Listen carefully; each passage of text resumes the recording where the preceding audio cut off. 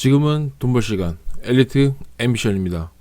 오늘은 좀 무거운 주제를 얘기를 해보려고 하는데 제목의 타이틀은 이겁니다.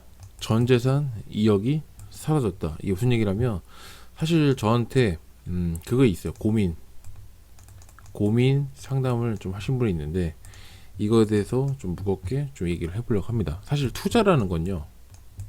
투자라는 건 뭐죠? 위험 혹은 리스크를 우리가 테이킹하는 거잖아요. 감당하는 거죠. 돈을 잃을 수도 있고 벌 수도 있고 뭐 그렇습니다. 근데 어쨌든 위기와 시련은 찾아오기 마련인데 참 안타까운 상황이 있어서 제가 그분 신뢰되지 않는 범위 내에서 좀 밝히고 그 다음에 제 의견을 좀 얘기를 하도록 하겠습니다. 어떻게 된 거라면 일단 지역 정도만 말씀드릴게요. 그냥 의왕, 평촌 이쪽 지역에 좀 샀어요. 아파트를 샀는데 때는 지금이 이제 23년이니까 21년 정도에 이제 아파트를 매수를 했죠. 근데 지역 뭐 구체적으로 어딘지는 말씀을 드리면 안 된다고 해서 말씀을 못 드리는 겁니다.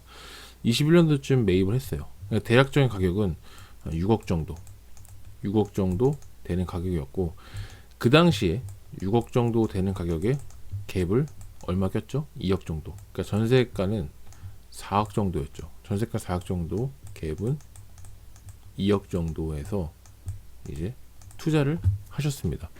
투자를 하셨는데 이제 시간이 지나면서 22년에 이제 거래량 가뭄이 터지고 그다음 23년 지금 상반기까지 지금 진행이 됐잖아요. 자, 어떻게 흘러가고 있냐면 자, 23년에서는 6억에서 당연히 지금 가격이 많이 떨어졌습니다. 많이 떨어졌고 지금 아니라 다를까 6억 하던 집이 그 당시 어떻게 보면 더 오를 줄 알았던 그 가격이 6억에서 심지어 뭐 6억 5천, 뭐 6억 6천 이렇게 찍긴 찍었죠. 그래서 그 당시에는 내가 6억에 샀지만 돈을 더 벌었다고 생각을 했지만 가격이 꼬꾸라져서 지금은 다시 4억대로 주저앉은 거죠. 뭐죠? 전세가 4억이었죠. 다시 얘기할게요. 전세가 4억이었고 내가 매입한 게 6억이었어요. 근데 6억 5천, 6천, 7천까지 갔다가 다시 꼬꾸라져서 지금 현재 매가가 4억대라는 얘기입니다. 4억대. 그러면 전세가는 어떻게 됐겠죠? 당연히 더 내려갔겠죠.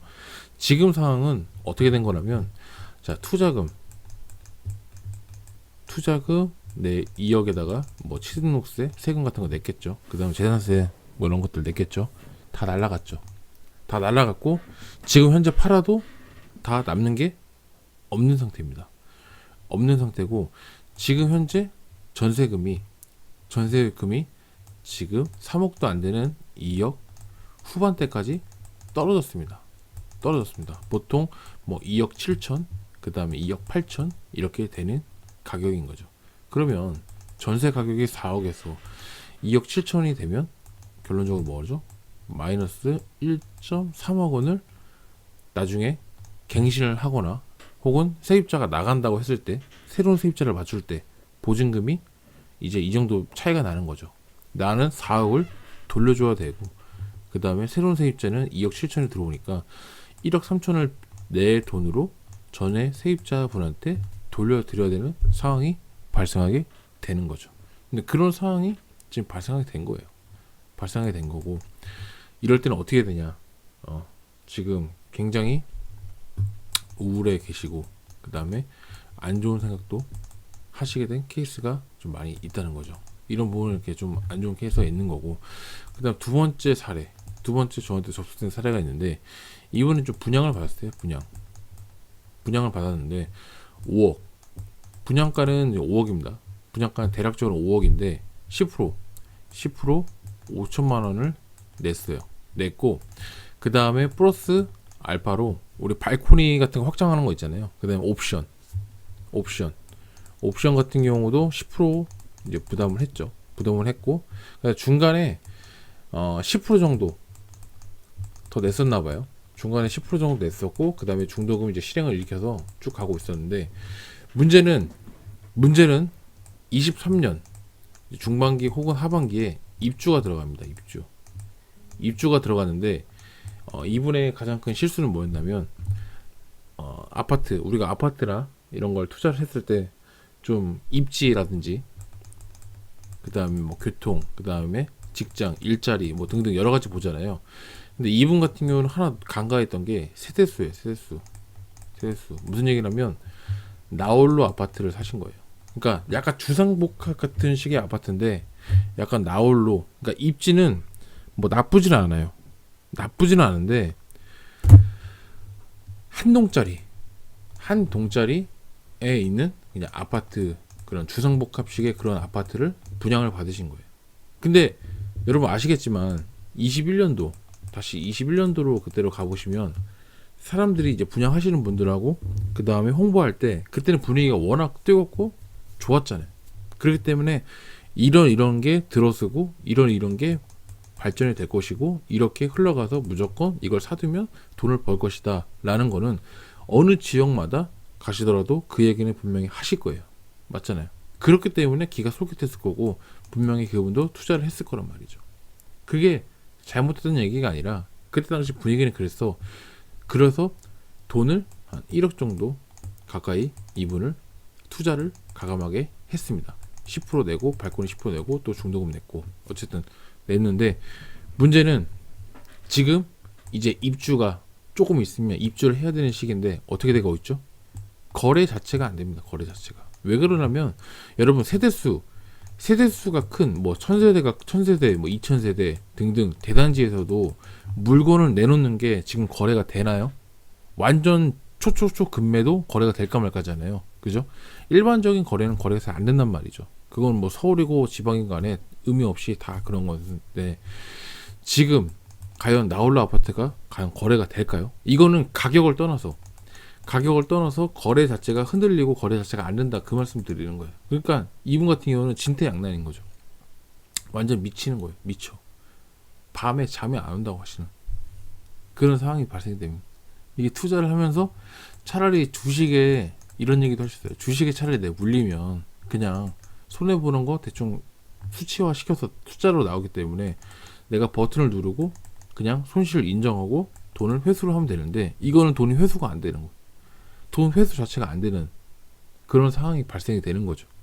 아니 1억이 들어간 건 좋아. 1억이 들어간 건 좋은데 이 1억마저도 순전히 내 100% 내 돈으로 들어간 건 아니고 어느 정도 신용 대출을 껴서 들어갔던 부분인 거죠. 처음에는 뭐 10% 정도는 내 돈을 냈겠죠. 근데 추가적으로 비용이 발생되는 뭐 중도금이라든지 이런 것들은 좀 돈이 부족하니까 아무래도 신용을 껴서 넣겠죠. 근데 문제는 입주를 해야 되는데 뭐 전세를 맞추자니 전세 시세가 당연히 하락이 돼 있어서 당연히 내 돈도 꽤 많이 들어가야 되는 상황이고, 그렇다고 내놓자니 집이 팔리지도 않는 상태고, 그러면 방법은 하나죠. 내가 실제 입주를 하는 거죠. 그러니까 지금 살고 있는 집을 정리하고 다행히 실제 입주를 정리하게 되면 대출을 일으켜서 들어갈 수는 있어요. 들어갈 수는 있는데 문제는 뭐죠? 대출, 원금 플러스 이자를 내야 되는 거죠. 그러면은 이제 만약에 결혼을 이제 안 하신 분인데 자기가 이제 인생이 이거 갚다가 끝날 것 같다. 진짜. 뭐 이래가지고 돈이 모이겠습니까? 그런 생각하는 거죠. 예를 들어서 내가 한 달에 300을 버는데 한 달에 원금하고 대출 이자만 나가는 거에 빠듯하다 이거죠. 숨쉬기가 버겁다는 거죠. 그렇다는 거예요. 그러니까 이렇게 투자의 이런 부동산 투자의 현실은 결론적으로 내가 원금 이게 잘 됐으면 좋은데 안 됐을 때는 원금이 날아가는 건 당연한 거고 플러스 전세금 그리고 내가 대출 플러스 이자 팔리지도 않는다. 매도 자체가 안 되기 때문에 그 부분에 대해서는 엄청나게 심각하게 고통을 수반한다는 거죠. 고통. 이 긴 터널의 끝이 밝은 빛이 언제 나올지 모른다는 거죠.